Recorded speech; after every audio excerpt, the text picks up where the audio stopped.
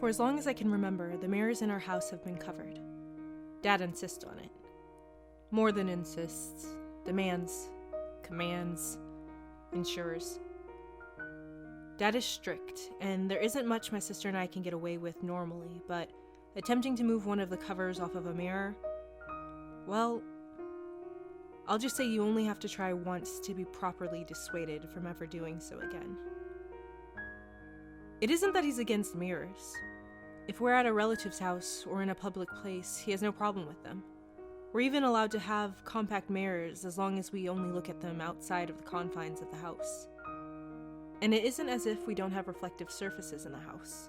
The fridge, when cleaned nice and well, works as a pretty accurate way to check an outfit before venturing out into the world. We don't understand, my sister and I, but we live with it because we don't know anything else. Sometimes my sister will ask if I think it's because of Mom, but I can only shrug at the question. Dad only ever says two things regarding our mother. One, she was gone.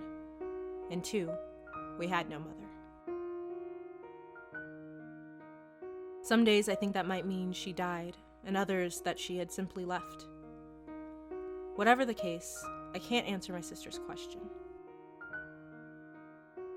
I say all this to justify why this isn't my fault. I know the rules, and I never try breaking them anymore. The box had been waiting on the doorstep when I got home from school, and it was addressed to me. It was large and kind of heavy, so of course I dragged it into the house and opened it. Now I stand in the living room, looking over a gilded mirror resting amongst bubble wrap and carpeting. But it's not my face looking up at me. It's a woman who looks a lot like me, though more like my sister. Her hair is white, and her skin is dark, and she looks like she could start crying at any moment. Her mouth is moving quickly, tumbling over words I can't hear, but they make my ears tickle, and goosebumps rise on the flesh of my neck. The woman alternates between hugging herself, grabbing her face, and reaching out for me, only to be stopped as her hands meet the flat barrier of her side of the mirror. What are you? I ask, the words forced from me, as if they were pulled out by a string. The mirror woman presses one palm against the glass and leaves it there.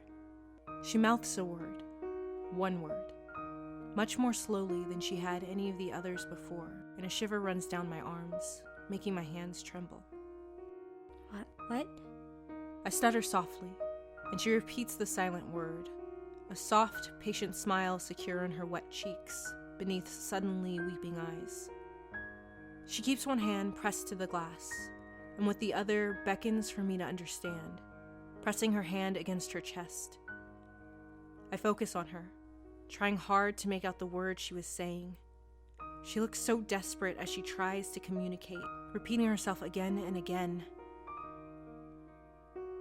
I think she might be saying... A sudden crashing sound has me ripping my gaze from the sight, and I see my dad standing in the hallway. What are you doing, Orcel? Nothing. It's not my fault. But he is already pushing into the room, shoving me hard out of the way. He snatches a blanket from the couch and tosses it over the mirror.